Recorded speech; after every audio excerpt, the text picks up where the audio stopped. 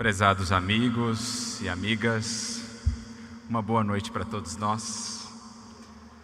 Que Jesus, nosso Mestre, nosso amigo de todos os momentos, a todos nos abençoe, aos que aqui estamos, encarnados, desencarnados, que todos nos sintamos abraçados pelo grande amplexo de amor do Divino Amigo da humanidade.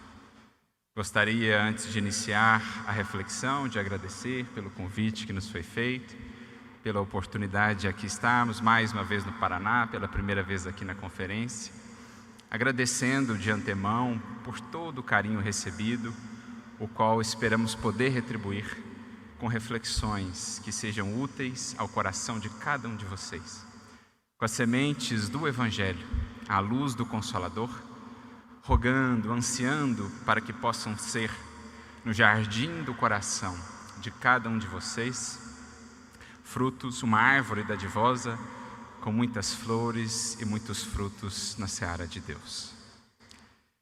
E este evento, bem como este ano, são especiais para nós espíritas, porque nos rememoramos dessa obra magna, luminosa. 160 anos de o Evangelho segundo o Espiritismo. Analisando mais a fundo, no entanto, vamos compreender que a história dessa obra é bem mais antiga. Digamos que o Evangelho segundo o Espiritismo é o fruto, é o resultado de um processo, de um esforço, de um trabalho que remonta a séculos e mais séculos, e que veio alcançar esse fim colimado nesse fruto luminoso que foi ofertado pelo Cristo e pela espiritualidade que o representa junto de nós, a todos nós, humanidade.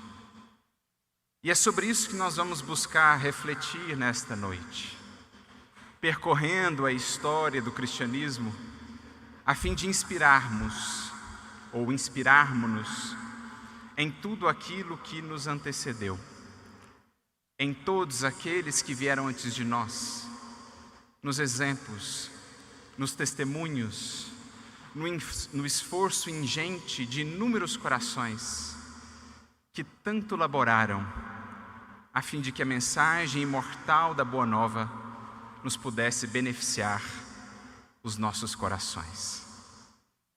Porque, recorrendo a uma metáfora que é muito comum, da qual muitas vezes se serve ou nos servimos, para falarmos sobre aquilo que são os bastidores da vida, aquilo que geralmente não se vê, mas onde geralmente se encontra o maior valor de uma obra, de uma vida, de uma história, de um acontecimento. Vamos nos recordar aqui, por exemplo, daquela metáfora de um iceberg, que acima da linha do mar apresenta ali uma parcela diminuta do seu volume, sendo que boa parte desse volume está oculta. E é essa parte oculta, principalmente, que hoje nos interessa, que precisamos trazer à tona, que é preciso venha à luz, para entendermos a real magnitude dessa obra, bem como do trabalho que está por detrás dela. Já foi dito que escutar é ouvir aquilo que não foi dito. Quando conversamos com alguém, uma coisa é aquilo que se diz, aquilo que se ouve. Outra coisa é o que se percebe pela audição da alma, pela percepção mais fina da intuição, da sensibilidade. Da mesma forma, uma coisa é o que vemos na história, é o que alcança de maneira mais imediata os nossos sentidos. Agora, outra coisa é aquilo que está para além do que os nossos pobres olhos podem alcançar. Aquilo que só pode ser visto com os olhos do coração, da sensibilidade, onde está a riqueza da vida, a riqueza efetiva dos gestos, dos atos e dos acontecimentos. E nessa nossa jornada, portanto, em busca de toda essa história, de todos os bastidores dessa obra, vamos voltar no tempo, recorrendo a uma obra esplêndida, intitulada A Esquina de Pedra. Excepcional obra de autoria do grande continuador de Caibar Schutel, lá na cidade de Matão, de Araraquara, Wesley, que daria continuidade à obra desse grande arauto do Espiritismo e que nos escreve então esse livro que nos traz uma perspectiva muito bela sobre o cristianismo dos primeiros tempos. Em especial, nesse momento do cristianismo ali na região da Capadócia, na Turquia, por volta do 3º, 4º século, quando ele nos traz a história de alguns cristãos heróicos que ali tanto fizeram pela causa do Evangelho, pela causa de Jesus. Então ele vai nos trazer essa obra e o que nos chama a atenção nela é o seu final, quando ele nos narra um diálogo entre uma das personagens principais do livro e um jovem que por ali passava com a sua família em direção a um determinado local. Essa personagem indaga esse jovem aonde eles iam, para onde se dirigiam. E esse jovem então lhe dirá: nós estamos indo todos para Niceia, na Bitínia. Os bispos cristãos se reunirão por lá num concílio. Você não vai? Fazia uma referência, portanto, esse jovem ao concílio de Niceia, que ocorreria ali no primeiro quartel do século IV de nossa era. Então ele indaga aquela jovem que ali estava: você não irá? E ela diz que não. No entanto, acrescenta: poderás presenciar um acontecimento muito importante. Você verá a queda, você verá o cristianismo entrar em processo de declínio. A doutrina de Jesus ser substituída por uma outra. E tudo aquilo quanto ele nos legou acabará se perdendo no tempo. No entanto, ela acrescenta: mas um dia ele se erguerá das cinzas. Um dia a mensagem de Jesus há de se erguer das cinzas. E então aquele jovem curioso acerca dessas palavras indaga: quando? E a jovem dessa obra magistral responde apenas: não sei. Talvez demandará muito tempo. E de fato, nós vamos percebendo que eram essas palavras proféticas a encerrar esse livro, A Esquina de Pedra, que narra a história dos 40 mártires da 12ª Legião, que ali estava alocada, mártires que, por se recusarem a negar o Cristo e ao cristianismo, entregaram as suas vidas por essa causa. Palavras proféticas que nos levam ao próprio Evangelho do Mestre. Em outras palavras proféticas que ali vamos encontrar.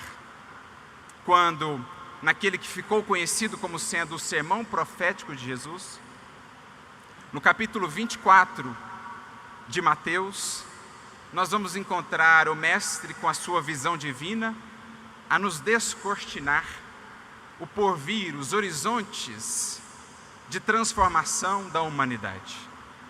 O discurso é extenso, a linguagem simbólica, mas extremamente profunda, mas nós vamos nos deter aqui num certo recorte que desejamos fazer desse sermão profético, a fim de nos conduzirmos depois nessa viagem, nesse passeio panorâmico que nos propomos a fazer, pela trajetória do Evangelho, da mensagem de Jesus, desde aqueles tempos até os tempos de hoje, para que consigamos entender o sentido daquelas palavras proféticas do livro A Esquina de Pedra, e assim também vislumbrar como opera a misericórdia divina no transcurso dos séculos, apesar das sombras, apesar dos desvios, dos equívocos humanos. Nos versículos de número 29 a 31 desse capítulo 24 de Mateus, vamos encontrar algumas referências, algumas falas muito interessantes de Jesus.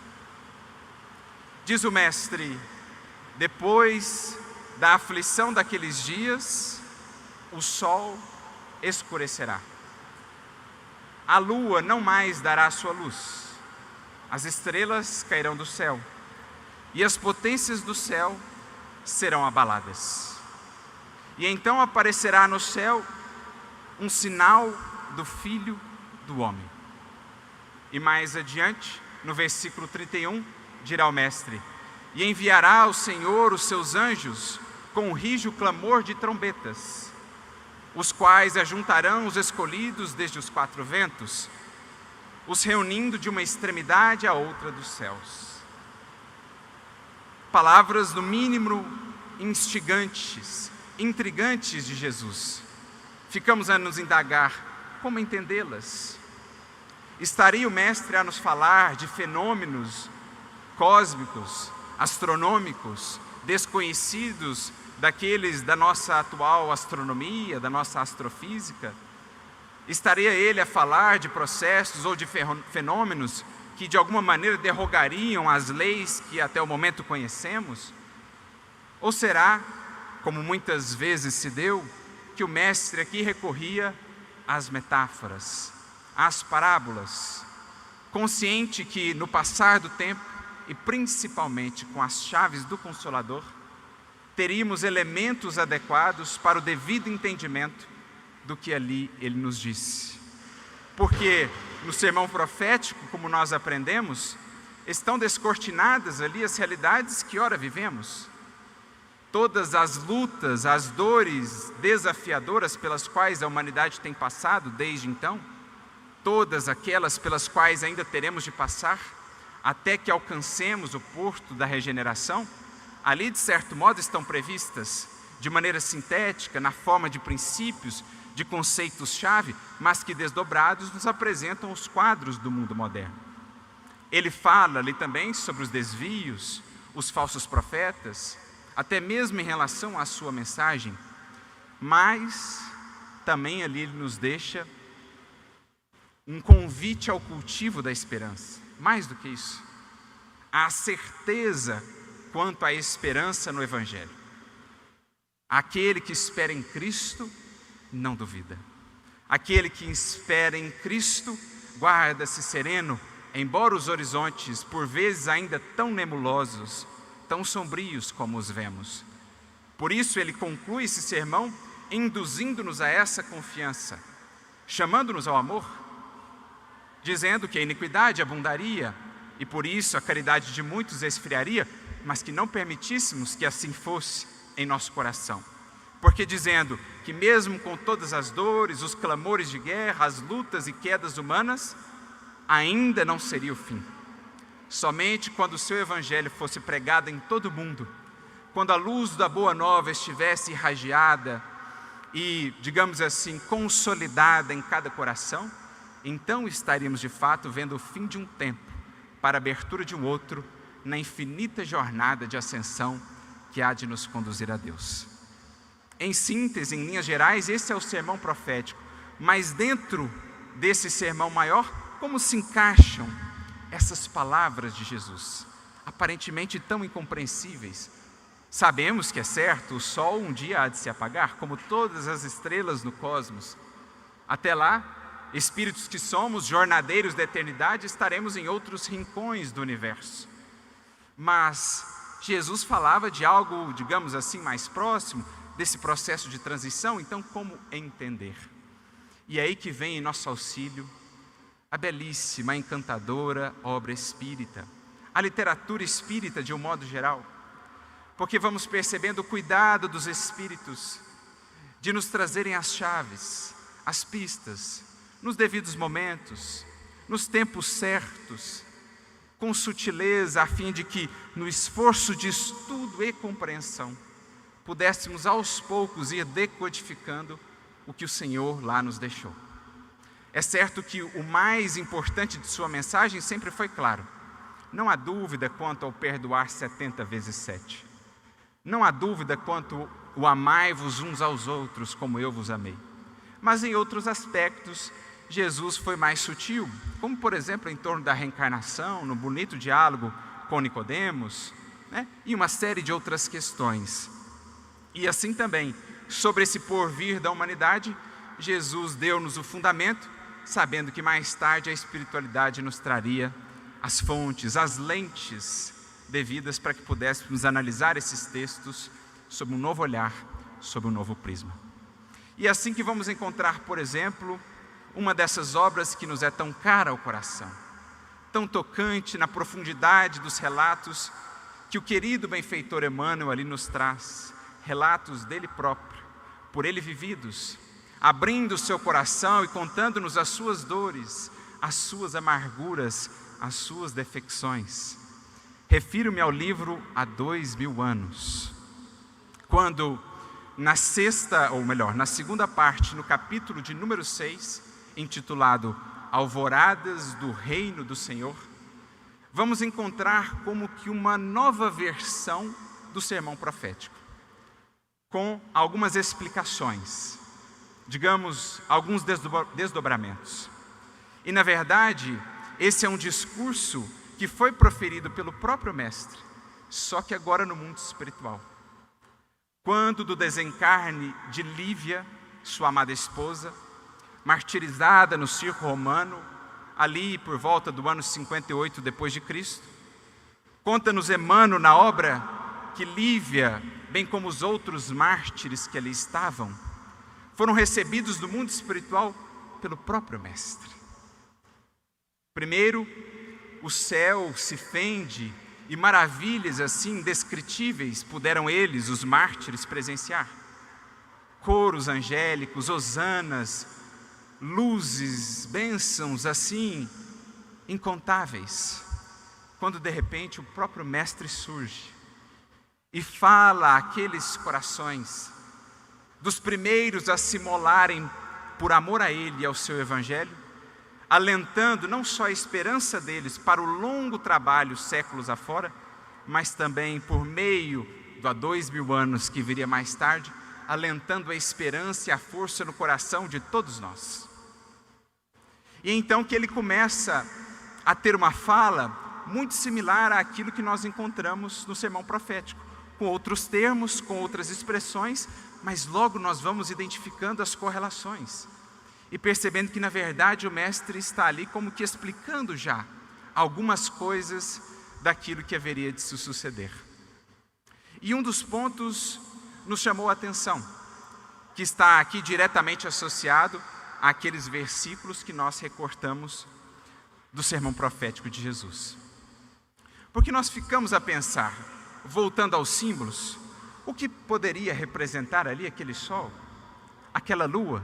Se não os entendermos assim tão literalmente, qual seria o sentido simbólico?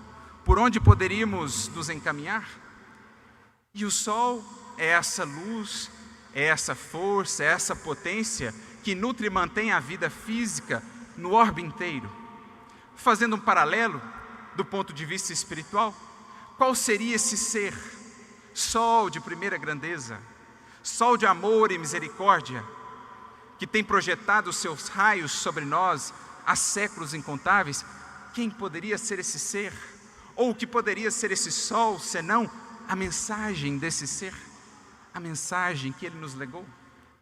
É o que o próprio Emmanuel mais tarde nos diria. O Evangelho é o sol da imortalidade. Ou lá em um livro Ave Cristo, vamos ver o benfeitor Cláudio a acrescentar: Cristo é o sol espiritual de nossos destinos. Antes dele, tateávamos nas sombras. Depois dele, como dizia a profecia, a luz raiou. O sol brilhou, encantando, fascinando e marcando de maneira indelével a história da humanidade. Figuremos, pois, esse sol como sendo Jesus, no simbolismo do texto, ou a sua mensagem, o Evangelho? Pois bem, nessa perspectiva, o que nos cabe a nós, cristãos, senão refletirmos a luz do sol?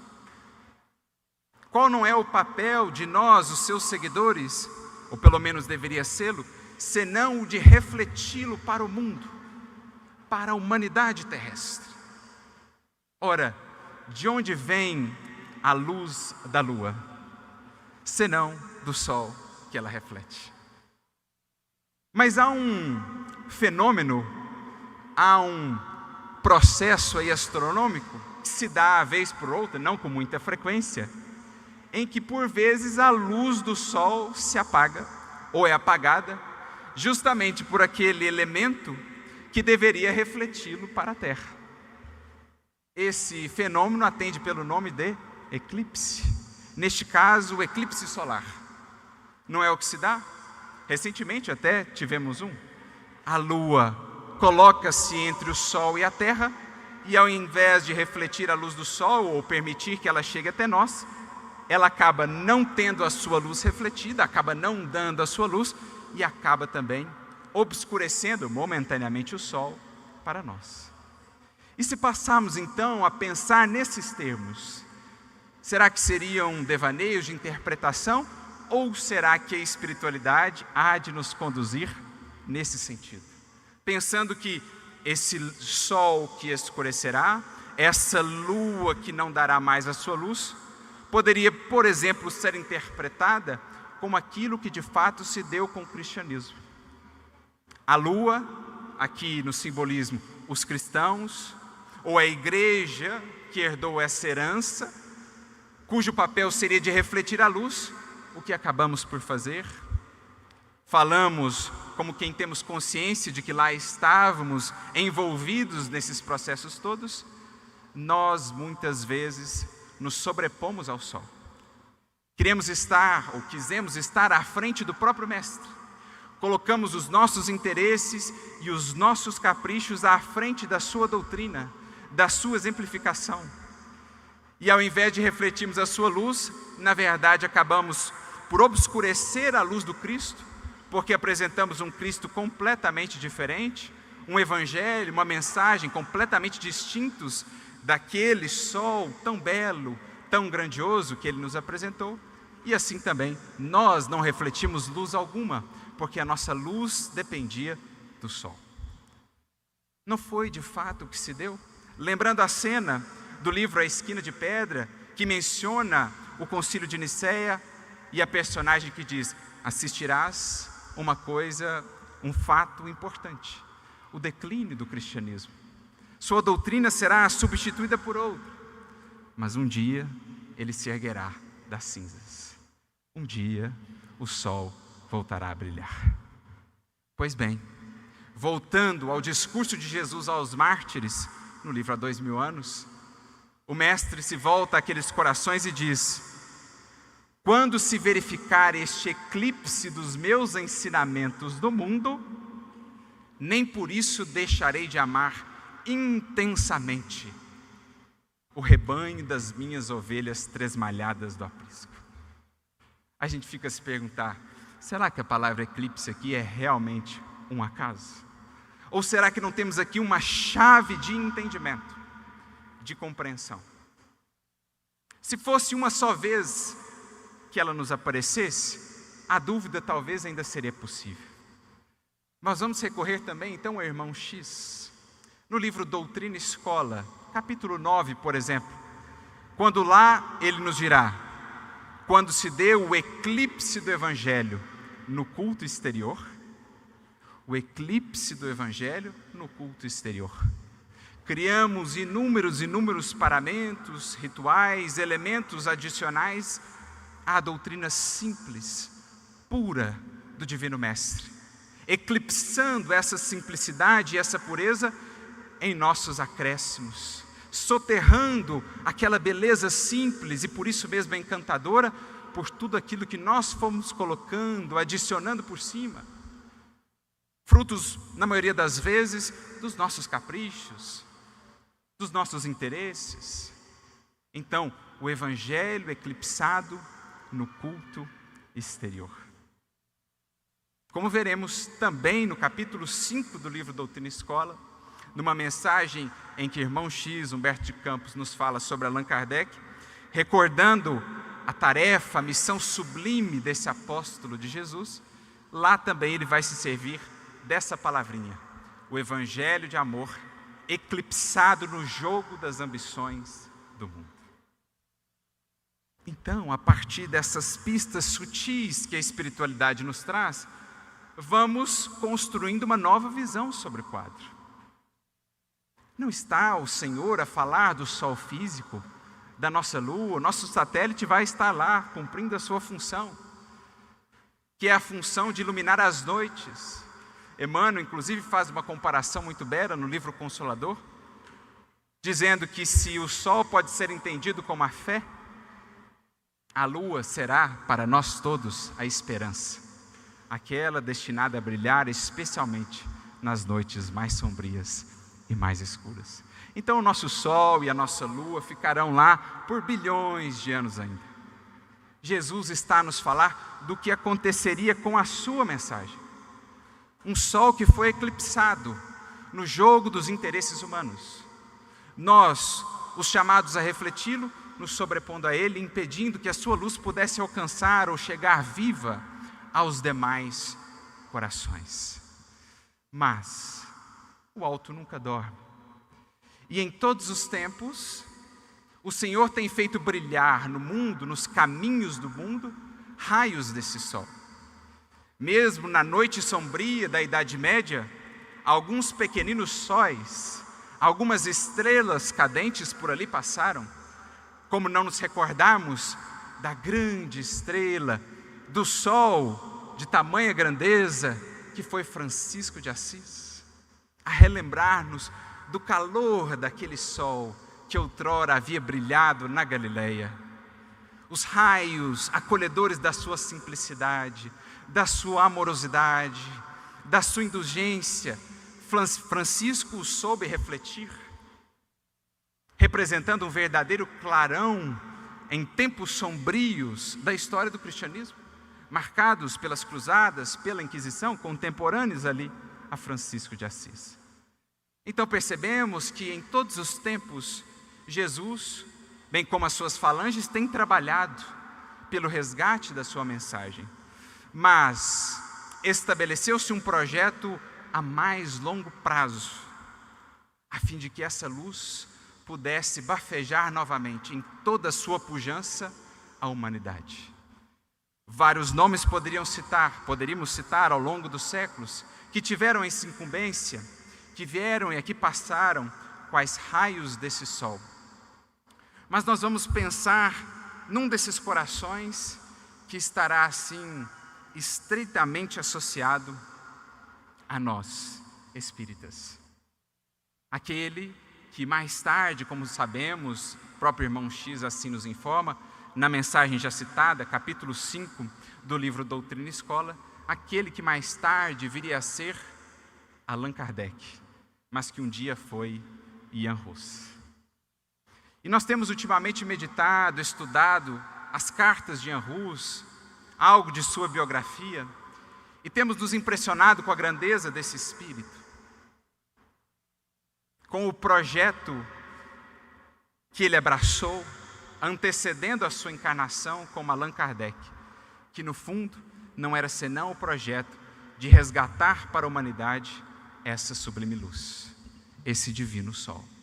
Começando lá, alguns séculos antes do advento do Consolador. Porque assim trabalha o alto, sutilmente, gradualmente. O que para nós parecem períodos tão longos de tempo, para o alto não é senão um relâmpago na história da humanidade.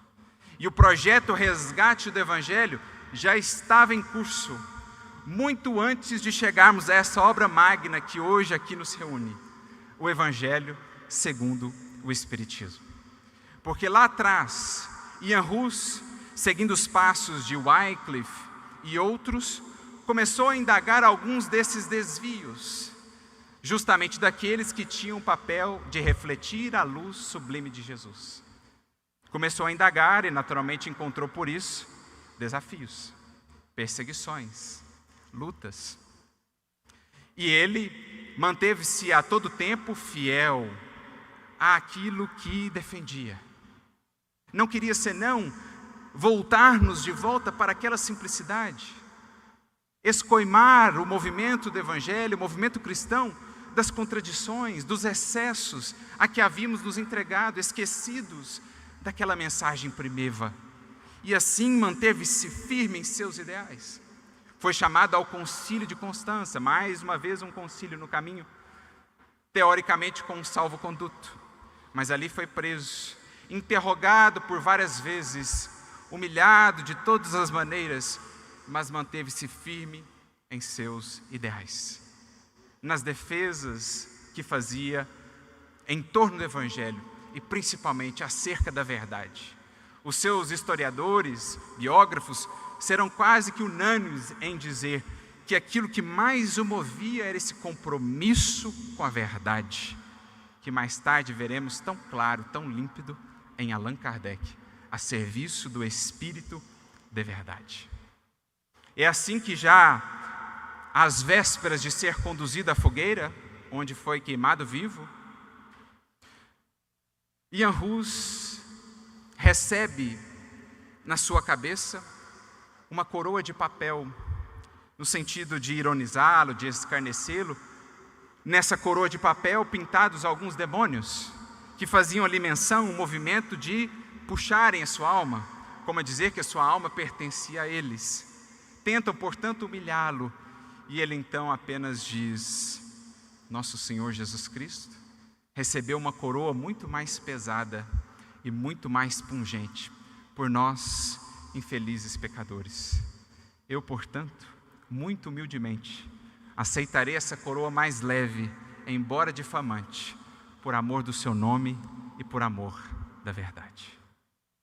Esse é Ian Hus, sendo conduzido à fogueira, e já estando lá atado à estaca, com a lenha sendo colocada no entorno de seu corpo, dão-lhe ainda uma chance e dizem: abjura agora e te salvarás. E essa alma grandiosa em sua fidelidade ao Mestre viria dizer: Deus é testemunha de que as falsidades que têm dito a meu respeito, eu nunca ensinei ou preguei. Meu intento não foi senão, em tudo que fiz, em cada escrito, em cada ato, senão nos afastar dos equívocos de entendimento em torno do Evangelho. Mas, por amor a essa verdade do Evangelho, que escrevi, ensinei e preguei, estou disposto a morrer alegremente hoje. E assim despede-se do mundo o grande mártir, que viria a ser o precursor da reforma, que viria a ser aquele que abriria caminhos do mundo para o resgate da mensagem de Jesus, que àqueles tempos não era acessada nem nas palavras, quanto mais no entendimento. Porque Jesus, certa feita, nos disse, João 6,63, as palavras que vos disse são espírito e são vida. 3 dimensões, portanto, meus amigos, em torno do Evangelho. Primeiro, as palavras escritas ou faladas que chegaram até nós, as lições que podemos analisar, que podemos compulsar. Depois, o espírito do Evangelho, o entendimento, a interpretação, o sentimento que daí brota. E, finalmente, a vida transformada pelo Evangelho. O projeto de resgate do Evangelho para o mundo girava em torno desses 3 pontos. Primeiro, nós precisamos resgatar as palavras do Evangelho, que não estão acessíveis a todos, enclausuradas que estavam nos mosteiros, nos seminários, nas basílicas, nos santuários. Primeiro precisaremos resgatar a palavra, o texto, a fim de que os corações possam chegar até ele, criar para com esses textos a sua relação, sentir que Jesus com eles conversa através desses textos. Como um dia Jesus disse a Pedro, aflito nas lutas da casa do caminho: Pedro, sempre que quiseres falar comigo, lembra que o Evangelho tem a minha palavra. E esse foi o grande mérito de Lutero, da Reforma, é preciso reconheçamos. E Lutero haveria de exaltar a grandeza de Jan Hus como um dos principais inspiradores para a sua tarefa, enfrentando muitas lutas também, mas trazendo de volta ao povo, à humanidade, pelo menos a palavra, pelo menos o texto, traduzido para o alemão, não mais o latim, que a maioria das pessoas não conhecia, agora na língua de cada um. É preciso que o Evangelho seja conhecido, que Jesus seja lido, para que possa ser entendido, como nos pede Vicente de Paulo em O Evangelho segundo o Espiritismo. Boa parte dos vossos males e das vossas dores surge do abandono voluntário a que votais, esse código sublime das leis divinas. Gostaria que se dedicassem mais tempo às leituras evangélicas, à meditação em torno das palavras de Jesus. Então, primeiro resgatar a palavra, para depois resgatarmos o Espírito, o entendimento, a interpretação, visando o quê? As vidas transformadas pelo Evangelho, porque é isso que definirá o novo tempo, a nova era. Como Kardec mesmo comentará mais tarde no livro A Gênese, capítulo 17, quando comenta o sermão profético, no item 56 desse capítulo, Kardec dirá: para além de todo o simbolismo, das metáforas e tudo mais, no sermão profético do Mestre podemos ver a descrição de 3 etapas, de 3 momentos. Por um lado, as dores do processo, as lutas, as dificuldades. Depois, o resgate do Evangelho restaurado, para que então cheguemos ao tempo do Evangelho aplicado e vivido por todos os povos na terra. Então virá o fim de um tempo, para a chegada efetiva de outro tempo. É o que Kardec lá nos escreve. Então, resgatada a palavra, era preciso resgatar agora o espírito da letra, o entendimento, a compreensão. Era preciso fazer brilhar de novo para a humanidade esse sol, para que pudesse ser esse sol a nos iluminar nos novos tempos que nos conclamam, nos novos caminhos, as novas veredas que precisamos percorrer. E é então que volta aquele espírito heróico de Jan Hus na pessoa de Allan Kardec, dando continuidade às palavras proféticas de Jesus, lembrando o que ele havia dito: o sol escurecerá, a lua não mais dará a sua luz. Mas então o que acontecerá? As estrelas cairão do céu, e as potências do céu serão abaladas. Ora, meus amigos, como está para nós colocada a abertura, o prefácio de O Evangelho segundo o Espiritismo? Os Espíritos do Senhor, qual imenso exército, que são as virtudes, as potências do céu. A palavra no grego é dynamis, que pode ser traduzida por virtudes, potências, forças. Os Espíritos do Senhor, que são as virtudes do céu, qual um imenso exército que se move sob o seu comando, quais estrelas cadentes se espalham por toda a terra, vindo iluminar os caminhos e abrir os olhos aos cegos. Remover-nos as escamas, remover o véu que nos impedia de contemplar a sublimidade desse sol de amor que é Jesus. Na ausência do sol, na ausência da lua, caíram as estrelas, os espíritos, as vozes dos imortais que vieram abundantemente anunciar, como diz o Espírito de Verdade neste prefácio: são chegados os tempos em que todas as coisas hão de ser restabelecidas. Lembremos-nos das palavras proféticas do livro A Esquina de Pedra: mas um dia ele se erguerá das cinzas. Como Jesus havia dito a respeito do Consolador: relembrará o que vos disse e vos guiará na interpretação, no entendimento de todas as coisas. São chegados os tempos em que todas as coisas hão de ser restabelecidas, para confundir os orgulhosos, glorificar os justos. E ainda acrescenta: as trombetas dos anjos ressoam, os concertos, os coros dos anjos se lhes associam. Nós vos convidamos, as vós, homens, para o divino concerto. Tomai as vossas liras, Fazei uníssonas as vossas vozes e que num hino sagrado repercutam e se estendam de uma extremidade à outra do universo. Recordamos das palavras proféticas? O sol escurecerá, a lua não dará a sua luz. As estrelas então cairão do céu, as potências, as virtudes do céu serão abaladas. No céu, um sinal do Filho do Homem. E os anjos enviados, os mensageiros do alto, num rígido clamor de trombetas, chamando os escolhidos, os que escolherem de todos os cantos, dos 4 ventos, para que de uma extremidade à outra deste planeta possamos entoar esse hino, esse cântico de glorificação a Jesus.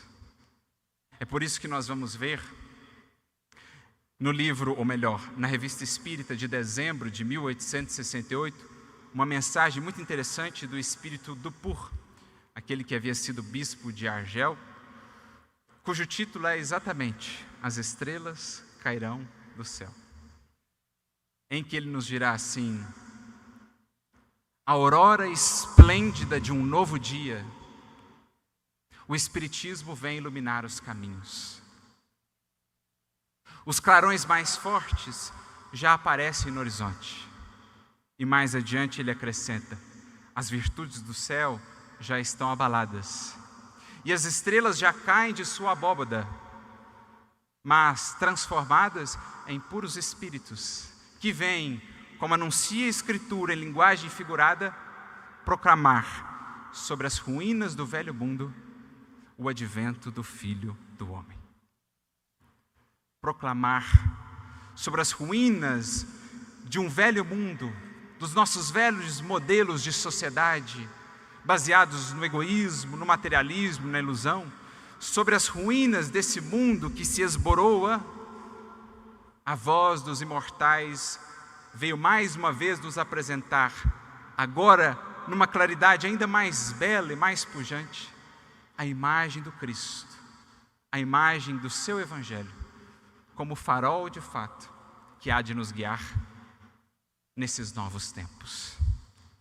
E foi isso, ou foi essa, a incumbência que Jan Hus, antes de retornar como Allan Kardec, recebeu. Essa alma corajosa, discípulo fiel da verdade, comprometido com ela a todo custo, como mais tarde ouviria de Erasto, quando preparava o Evangelho segundo o Espiritismo, no seu retiro em Saint Andrés, depois na Vila Seguir, Kardec recebe algumas orientações do espírito de Erasto, que em determinado momento lhe diz assim: conta conosco, e conta acima de tudo com a grande alma do Mestre de todos nós, que te protege de modo muito particular. Mais adiante, Erasto, discípulo do apóstolo Paulo, diria a Kardec, àquele fiel servidor do Cristo encarnado: adeus, caro companheiro de antanho, ou seja, de outros tempos, discípulo fiel da verdade, que prossegue em vida a obra, a que um dia nós dois, diante daquele que te ama e a quem venero, de joelhos, juramos consagrar as nossas forças e as nossas existências até que se achasse concluída. Erasto assim se refere a Kardec. Adeus, caro companheiro de antanho, discípulo fiel da verdade, provado nas labaredas de Constança e em outras tantas lutas. Prossegue em vida a obra a que nós dois, um dia de joelhos, diante daquele que te ama e a quem venero, juramos consagrar as nossas forças e as nossas existências até que se ache concluída. Ora, que obra é essa, pela qual esse Espírito vem trabalhando há séculos, senão a de nos trazer, a de nos proporcionar de volta o Evangelho redivivo de Jesus. E Humberto de Campos nos traz os bastidores disso, em nos narrando, conforme está registrado em o livro já citado, Doutrina e Escola, capítulo de número 5, ele nos narra um diálogo que se deu entre Jesus e João Hus, futuro Allan Kardec, no mundo espiritual, antecedendo a sua encarnação. Jesus orientava ali os vários missionários que haveriam de encarnar na Terra no período do Iluminismo, preparando grandes surtos de progresso no âmbito da ciência, da filosofia. E ali estava toda aquela corte, aquela assembleia, na presença do divino condutor de nossos destinos, quando de repente ele volta-se em especial para João Hus. Ele diz: não serás portador de invenções novas, não te deterás no problema de comodidade material à civilização, nem receberás a mordomia do dinheiro ou da autoridade temporal, mas deponho-te nas mãos a tarefa sublime de levantar corações e consciências. Essa é a tarefa, tem sido a tarefa sublime do Evangelho em todos os tempos, meus amigos, e de todos que por ele têm laborado, sem medirem esforços ou sacrifícios, a todo custo, por amor a Jesus, levantarem corações e consciências para a grandeza dos seus destinos. É o que começou lá atrás, nos tempos gloriosos dos mártires. Aqui nos lembramos da figura de Lívia, que pôde ouvir do próprio Mestre no mundo espiritual esses prognósticos quanto ao futuro. Porque lá ele havia dito: quando se der esse eclipse dos meus ensinamentos, nem por isso deixarei de amar intensamente o meu rebanho de ovelhas tresmalhadas. E, pela luz, pela sabedoria, nas suaves revelações do Consolador, o meu verbo se manifestará de novo sobre o mundo. Quando as sombras se fizerem mais espessas, sombras do materialismo, do ceticismo, a gerarem tantas outras formas de sombra, a nutrirem o egoísmo em sua raiz, quando assim se desse, diz Jesus nesse sermão, lembrando a profecia de Joel: derramarei minha luz sobre toda a carne, e pelas suaves revelações do Consolador, caminharei de novo com os meus tutelados pelo mundo. Mas até lá, diz ele também, aos mártires que ali retornavam gloriosos ao mundo espiritual: muitos dos meus seguidores tombarão exânimes nessa luta, mas farão parte da caravana apostólica que nunca se dissolverá. Caravana que só vem crescendo, que só tem crescido no tempo. Lívia adentrou primeiro, talvez não soubesse que mais tarde o seu marido, àquele tempo ainda renitente, seria um dos mais ativos colaboradores para este resgate. Nosso querido Emmanuel, que tanto tem feito pelo Evangelho no mundo, ao longo dos séculos, especialmente nas terras do Cruzeiro.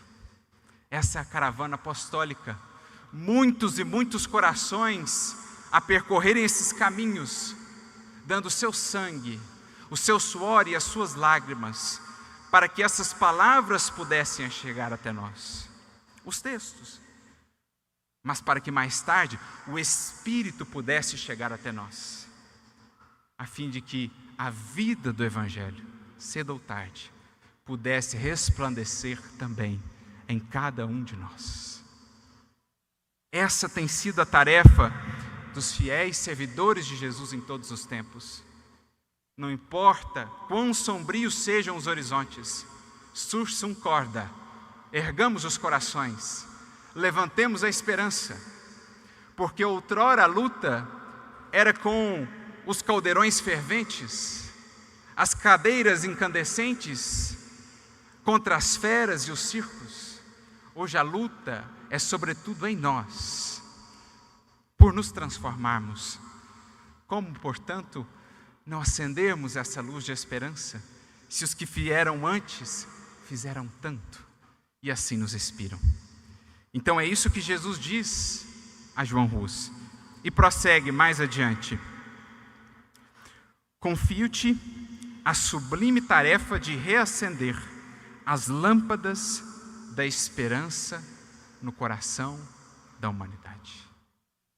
A sublime tarefa de reacender as lâmpadas da esperança no coração da humanidade. O evangelho do amor permanece eclipsado, de novo a palavrinha, o eclipse, no jogo de ambições desmedidas dos homens viciosos. Vai, meu amigo, abrirás novos caminhos à sagrada aspiração das almas, descerrando a pesada cortina de sombras que vem absorvendo a mente humana. Descerrando a pesada cortina de sombras que nos tem velado a luz sublime desse sol. Na restauração da verdade, no entanto, não esperes os louros do mundo, nem a compreensão de teus contemporâneos. Meus enviados não nascem na terra para serem servidos, mas por atenderem às necessidades das criaturas.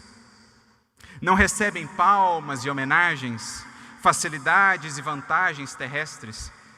Contudo, minha paz os fortalece e levanta-os a cada dia. Muitas vezes não conhecem senão a dificuldade, o obstáculo, o infortúnio, e não encontram outro refúgio além do deserto. Além do deserto. É preciso, porém, erigir o santuário da fé e caminhar sem repouso, apesar de perseguições, pedradas, cruzes e lágrimas. E assim fez o discípulo fiel da verdade. Encarnou-se entre nós, teve toda uma vida voltada para a educação, num processo até de preparação, como que num deserto, similar ao deserto de João Batista. Aliás, recordo-me de um texto também muito interessante de Irmão X, Humberto de Campos, no livro Crônicas de Além Túmulo, capítulo 21, em que ele faz uma comparação, um paralelo muito interessante entre Kardec e João Batista, o Elias que havia de vir, dizendo que outrora, nos tempos do Evangelho, antecedendo a sublime exemplificação de Jesus, tivemos o sacrifício do Batista, que abraçou lutas imensas, que imolou-se para abrir caminhos para Jesus. Agora, nos tempos do Consolador, do Evangelho Redivivo, tivemos outro precursor, Allan Kardec, a preparar a nova vinda de Jesus por meio do Evangelho Redivivo junto à humanidade. Ambos tiveram o seu deserto, os seus retiros. No caso de Kardec, não a terra bravia e áspera da Judéia, como no caso do Batista, mas sim agora o deserto de sentimentos das cidades populosas. Agora, no burburinho das atividades dos homens, no tumulto de suas lutas, ele sentiu muitas vezes na alma a solidão, a dificuldade, o fel do apodo, da ingratidão. Era Kardec no seu deserto, o seu retiro, como também foi levado pelos Espíritos para o retiro em San Andrés, para que ali pudesse estar integralmente focado na obra que haveria de ser um marco para a história da humanidade, para a história do Evangelho neste mundo. Erasto chegaria a dizer, na carta que lhe envia lá de Paris: agora entendes, porque precisamos de você inteiramente sob as nossas mãos, sem qualquer outra preocupação que não essa obra em que trabalhas? Porque uma obra como essa pede recolhimento e insulamento sagrados. Porque uma obra como essa não tem somente 160 anos. Uma obra como essa tem séculos e séculos desde o advento do Evangelho do Senhor. Para que uma obra como essa pudesse chegar a lume no mundo, resgatando não só a palavra do Evangelho, mas o espírito da letra, ofertando-nos todos os recursos para que o Evangelho seja agora vida em nós, para que uma obra dessa pudesse chegar a ser, quantos suaram, quantos lutaram, quantos sofreram, quantos se imolaram, para que o Evangelho novamente pudesse resplandecer nos horizontes do mundo. nos horizontes conscienciais do mundo. O próprio Kardec, o próprio Espírito, teve de facear a fogueira por pelo menos 2 vezes de que temos notícia. Outrora em Constança, queimado vivo. Ali, antes de poder produzir essa obra, o Auto de Fé de Barcelona, em 1861. Mais uma vez a fogueira em seus caminhos. Mais uma vez a fogueira nos caminhos da legítima mensagem de Jesus. Mas não só ele. Quantos outros caminharam antes para que essa obra pudesse chegar até nós? Para que o Evangelho, explicado pelas leis morais que o Espiritismo nos revela, pudesse chegar até nós, Paulo, outrora, precisou caminhar mais de 15 mil quilômetros, por 5 vezes receber as 39 chibatadas, 3 vezes flagelado com as varas, naufrágios, pedradas, apodos, perseguições, nudez, fome, frio, por amor ao Evangelho e ao esclarecimento das consciências no porvir. Para que essa obra chegasse até nós, Pedro trabalhou incansavelmente, vencendo-se a si mesmo dia a dia na casa do caminho, para entregar a sua vida ao Mestre de cabeça para baixo, como quem contempla os céus em gratidão a Jesus. Para que essa obra chegasse até nós, Inácio de Antioquia, Irineu de Lyon, os mártires de Sebaste, os mártires do Ave Cristo, todos esses corações, como um grande rio, um caudal de luz e de amor, vieram impulsionando a humanidade. E Kardec foi um instrumento, a comporta que permitiu que esse fluxo então pudesse enfim chegar até nós. Foi ele que rasgou os véus do templo mais uma vez, como se deu quando da morte de Jesus, para que enfim pudéssemos ver quem de fato é o Mestre a que amamos, quais de fato são os nossos destinos, o que realmente, no mais fundo, nós aspiramos. Essa é a história por detrás do Evangelho segundo o Espiritismo. A obra é o produto, a obra é aquilo que vemos, mas por detrás, nos bastidores, há tudo isso, há muito amor, há muita luta, há muito sacrifício, há muita fidelidade, e é o que se nos pede, meus amigos, para que estejamos de fato comprometidos com o Evangelho de nosso Senhor.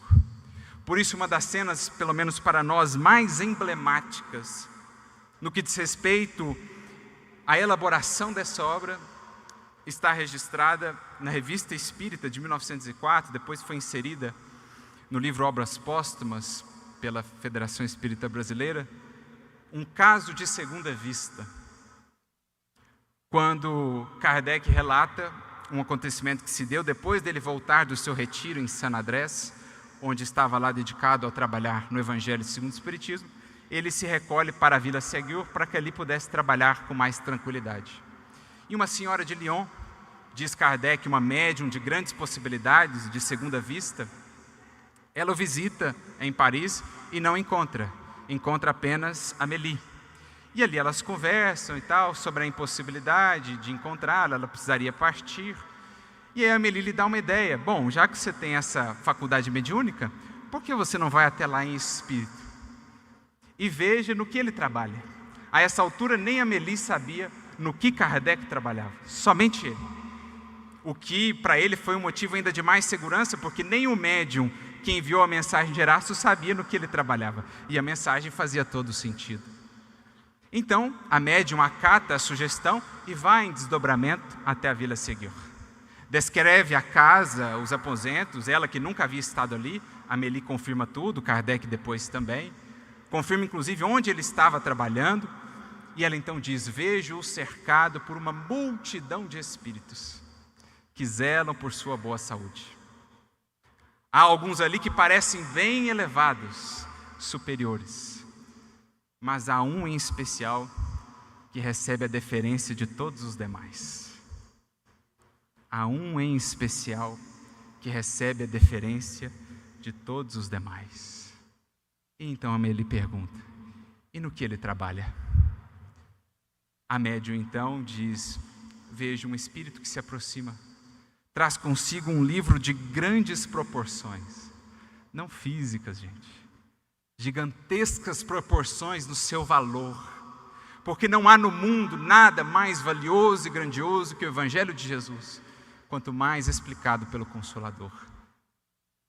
Traz esse Espírito um livro de grandes proporções, abre-o e lê escrita apenas uma palavra: Evangelho.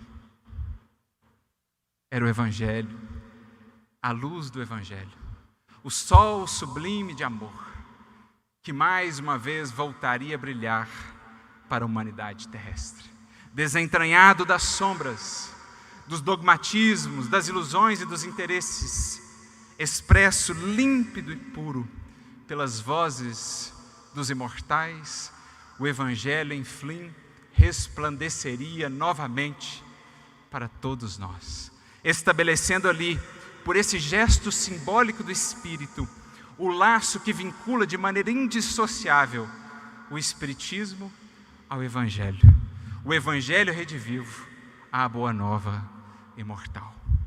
Essa a história por detrás dessa obra, da qual fizemos aqui, claro, apenas um singelo recorte. Quantos outros nomes não precisaríamos aqui citar? Emmanuel, Chico Xavier, Divaldo e outros tantos nomes, se pensarmos nos mais próximos de nós, no tempo e no espaço, mas aqueles que lá atrás vêm trabalhando, suando, lutando, para que enfim Jesus pudesse mais uma vez se manifestar, tão belo como naqueles dias inolvidáveis da Galileia, e o seu sublime poema do Evangelho pudesse mais uma vez ecoar e ressoar para toda a humanidade terrestre, dizendo-nos a todos: não vos deixarei, não vos deixei órfãos, eis que estou convosco, como prometi, até a consumação dos séculos. Diante de tudo isso, diante, portanto, de tanto investimento de amor e de luz, de tantos e tantos corações por todos nós e pela humanidade como um todo, o que dizemos, meus amigos, senão apenas: Ave Cristo, ave sol de amor de nossos passos, bendito seja o teu Evangelho redivivo, no Evangelho segundo o Espiritismo, pelas sublimes vozes do Consolador, a Kardec e aos Espíritos do Senhor, que o trouxeram de volta até nós, a nossa mais profunda gratidão, a nossa sempiterna gratidão e os nossos votos, o nosso compromisso de servirmos nesta causa enquanto as forças estiverem em nós, no limite de nossas possibilidades. Que Jesus a todos nos abençoe, muita luz e muita paz.